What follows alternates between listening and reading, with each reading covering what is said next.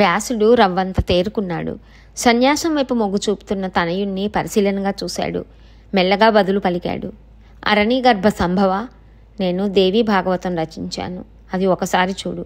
పెద్ద గ్రంథమేమీ కాదు, కేవలం 12 స్కందాలు. కానీ అన్ని పురాణాలకు అది తలమానికం. దాన్ని వింటే చాలు సదసద్వివేకం కలుగుతుంది. వటపత్రం మీద పసిబాలుడే పడుకున్న విష్ణుమూర్తికి నన్ను ఎవరు ఇలా చేశారు, ఎందుకు చేశారు, దేనితో చేశారు అనే సందేహాలు వచ్చాయి. వీటిని ఎవరు తీరుస్తారా అని ఎదురు చూస్తుండగా జగజ్జనని ఆదిపరాశక్తి శ్లోకంలో సగభాగంతో సమాధానం చెప్పింది. ఇదంతా నేనే, నాకన్నా సనాతనం లేదు అంది. శ్లోకార్ధేన తయా ప్రోక్తం భగవత్యాఖిలార్ధదం సర్వం ఖల్విదమేవాహం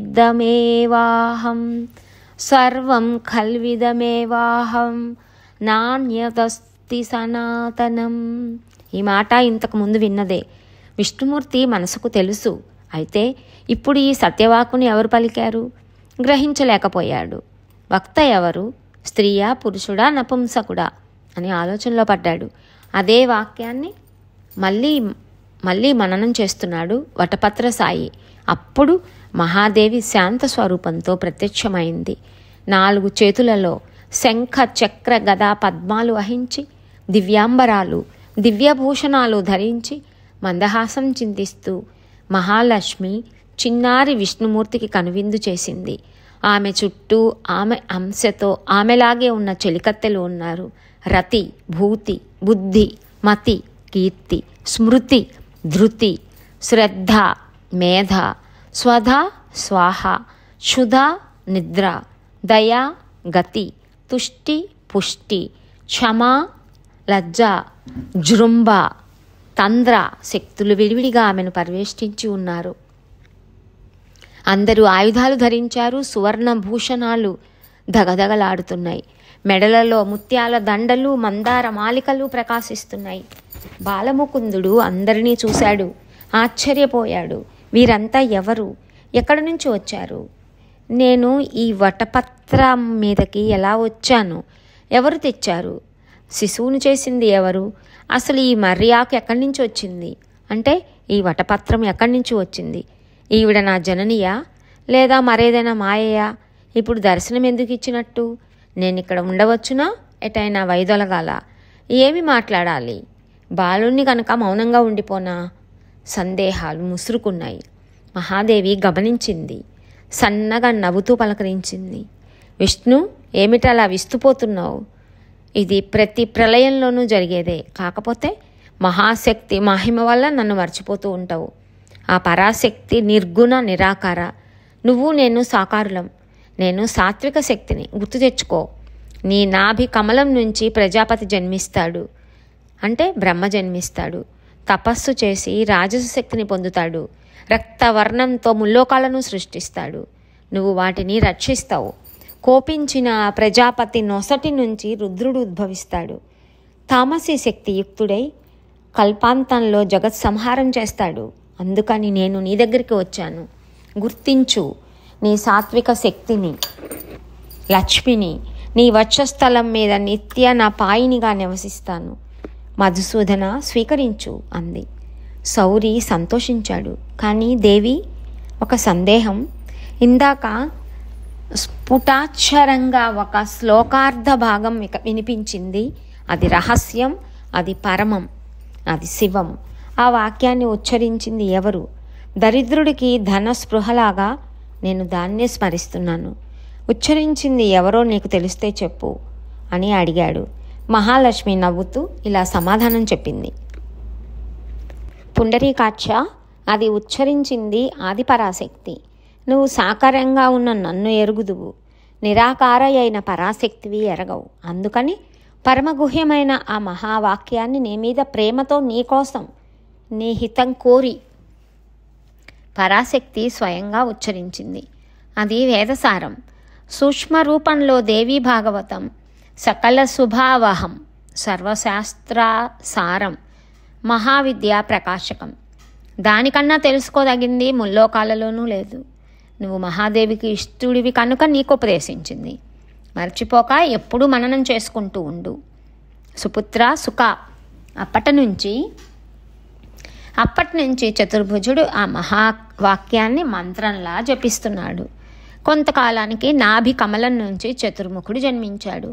అతడికి ఒకప్పుడు రాక్షస భయం వచ్చి పడింది. హరిని శరణు వేడాడు. అతడు యుద్ధం చేసి ఆ రాక్షసులు మధుకైటభులను ఇద్దరినీ సంహరించి మళ్ళీ మునుపటిలాగానే ఆ శ్లోకార్ధ భాగాన్ని జపిస్తూ కూర్చున్నాడు.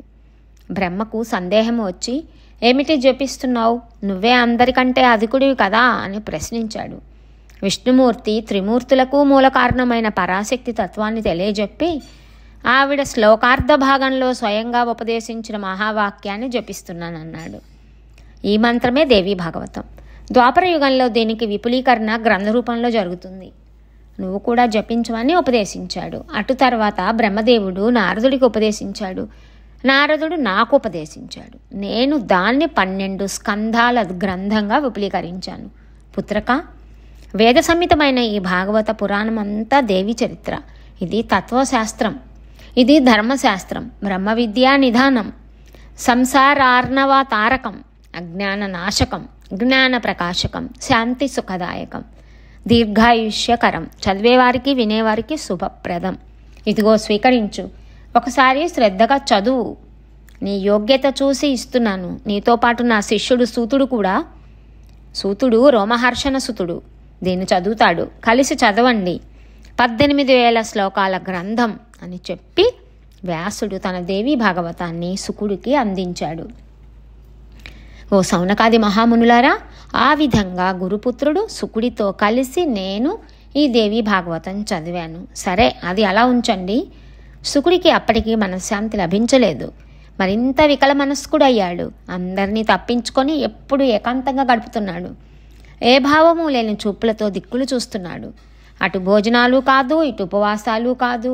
దేని మీద అతడికి ఆసక్తి నిలవటం లేదు.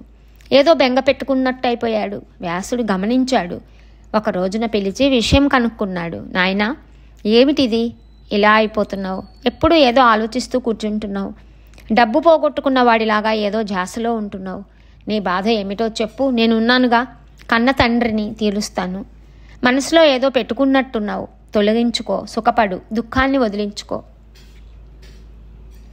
శాస్త్రోక్తమైన జ్ఞానాన్ని స్మరించు. విజ్ఞానానికి బుర్రలో తలుపులు తెరు. నా మాటలతో, నా ఉపదేశాలతో అంతగా నీకు శాంతి లభించకపోతే బయలుదేరు. మిథిలా నగరానికి వెళ్ళు. అక్కడ జనక మహారాజు గారు ఉన్నారు. నీ మోహాన్ని, నీ సందేహాల్ని తొలగిస్తాడు. సమర్థుడు, సత్యసాగరుడు, బ్రహ్మజ్ఞాని, జీవన్ముక్తుడు, అతి శాంత స్వభావుడు, స్వయంగా మహాయోగి, యోగప్రియుడు. వెళ్ళి నీ సందేహాలు తీర్చుకో. వర్ణాశ్రమ ధర్మాలు వగైరా అన్ని నిస్సంకోచకంగా అడిగి తెలుసుకో. అతడు చెప్తాడు. వ్యాసుడి మాట పూర్తి అయిందో లేదో తరుముకూతలాగా సుకుడు అందుకున్నాడు. మహాత్మా, నువ్వు చెప్పేది అంతా పెద్ద అబద్ధం అనిపిస్తోంది. మిథిలాధిపతి జీవన్ముక్తుడు అంటున్నావు, బ్రహ్మజ్ఞాని అంటున్నావు, మళ్ళీ హాయిగా రాజ్యం ఏలుకుంటున్నాడు అంటున్నావు. ఇది ఎలా కుదురుతుంది? అసంభవం. గొడ్రాలికి కొడుకు పుట్టాడు అన్నట్టుంది నీ వ్యవహారం. అయినా నువ్వు చెప్తున్నావు కనుక నమ్ముతున్నాను. ఆ విడ్డూరం ఏదో చూసి రావాల్సిందే. మిథిలకు వెడతాను. సంసారంలో తామరాకు మీద నీటి బొట్టులా ఎలా ఉండగలుగుతున్నాడో తెలుసుకుంటాను. మోక్షం అంటే ఏమిటి? భుక్తం అభుక్తం ఎలా అవుతుంది? కృతం అకృతం ఎలా అవుతుంది? ఇంద్రియాల వ్యవహారాన్ని ఎలా వదిలించుకోవాలి? తల్లి, తండ్రి, భార్య, సోదరి, వేశ్య, ఈ భేదాభేదాలు ఎలా నశిస్తాయి? వీటి నుంచి విముక్తి ఎలాగా? రకరకాల రుచులు, శీతోష్ణాలు, సుఖదుఖాలు, వీటి పరిజ్ఞానం ఎలా కలుగుతోంది? ముక్తత్వ లక్షణం ఏమిటి? రాజవ్యవహారాలన్నీ చేస్తూ శత్రు మిత్రభావాలకు అతీతంగా ఎలా ఉంటున్నాడు? ఒక దొంగను, ఒక తాపసిని సమానంగా ఎలా చూడగలుగుతున్నాడు? అసమబుద్ధి ఉంటే మరి ముక్తత్వం ఎలాగా? ఇవన్నీ తీర్చుకోవాల్సిన సందేహాలు. జీవన్ముక్తుని నేను ఇంతవరకు కని విని ఎరుగను. సంసారంలో ఉండి ముక్తుడుగా గడపటం ఇప్పటికీ నాకు అనుమానమే. నాకు కుతూహలం పెరుగుతోంది. కనీసం ఈ సందేహ నివృత్తి కోసమైనా సరే నేను మిథిలకు వెడతాను అని సుఖ మహర్షి మిథిలా యాత్రకు బయలుదేరాడు. సౌనకాది మహామునులారా, ప్రయాణానికి నిశ్చయించుకొని సుకుడు తండ్రి పాదాలకు సాగిలపడ్డాడు. లేచి దోయిలించి నిలబడ్డాడు. మహానుభావ, అనుమతించు. నీ మాట నాకు శిరోధార్యం. జనకుడు పాలించే విదేహ దేశాలకు వెడుతున్నాను. దండం లేకుండా, శిక్షలు లేకుండా రాజ్యం ఎలా ఏలుతున్నాడో దండనలు లేకుండా లోకులు ధర్మ మార్గంలో ఎలా నడుస్తున్నారో. నా తల్లి గొడ్రాలు అన్నంత విచిత్రంగా ఉంది ఈ వ్యవహారం. వెళ్ళి చూసి రావాల్సిందే. బయలుదేరుతున్నాను, అనుమతించు అని అభ్యర్థించాడు. ఆ నిస్పృహుణ్ణి, ఆ జ్ఞానిని వ్యాసుడు గట్టిగా కౌగిలించుకున్నాడు. పుత్రక, బయలుదేరు, నీకు శుభమగుగాక, దీర్ఘాయుష్యమస్తు. కానీ నాకు ఒక మాట ఇచ్చి మరీ బయలుదేరు. నువ్వు తిరిగి ఇక్కడికే, నా ఆశ్రమానికే రావాలి, మరెక్కడికి వెళ్ళకూడదు. నిన్ను చూస్తూ నేను సుఖంగా బతకాలి. నువ్వే నా పంచప్రాణాలును. కనపడకపోతే బతకలేను సుమా.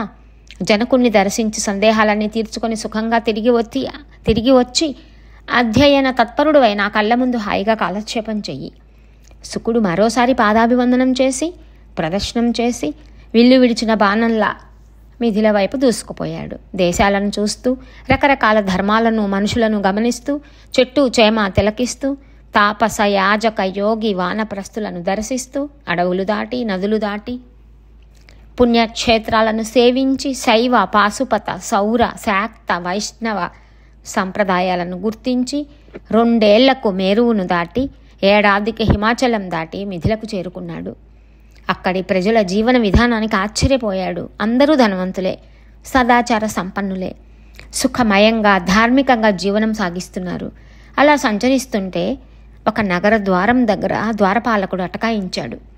ఎవరు నువ్వు? నీకు పనేమిటి? ప్రశ్నించాడు. శుకుడు నివ్వెరపోయి నిలబడ్డాడు. స్థాణువులా నిలబడ్డాడు.